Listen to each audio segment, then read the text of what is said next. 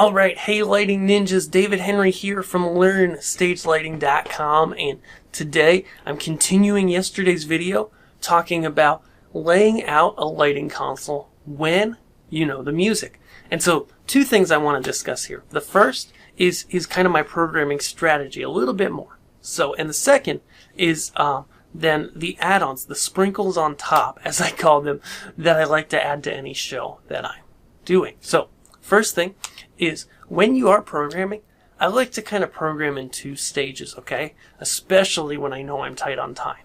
And so if you own this console, you're walking up to a console that somebody else is, you're renting a console, this applies to all of you.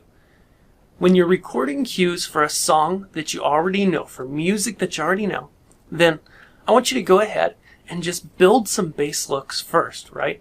Build, those looks that I talked about, the verse, the chorus, the pre-chorus, the bridge, the ending. Build all those looks, but don't get fancy with it. Just go through once, build out the basics. Colors, moving light positions, maybe some gobos, done. Then, you can go in on your second pass through once you've recorded all the songs or you know you have more time, and add in some effects. Add in maybe some more cues for some different parts of the song. Add in some special stuff, add in some movements. But I like to use this layered approach so that if I run out of time in programming, I still have a good base look for each song. And I can build upon that with the rest of what I've got in my console. What is that? Well, as we talked about a couple days ago, I talked about building a punt page and how to run lights when you don't know the music. And so I want to expound upon that a little more here. When you do know the music, I still go ahead and build myself with whatever remaining faders, buttons, or on-screen controls I have. A miniature punt page. Just the ability, and a punt page is just a way to run things on the fly. And so I just go ahead and I just literally, hop in there and, make some intensity faders, make some effects faders, some buttons, some color buttons, etc. Just so that I have something to go to if either one of two things happens. The first is that I see an opportunity in a song to add some complexity to it that makes sense to the music and amplifies what the folks are doing from stage.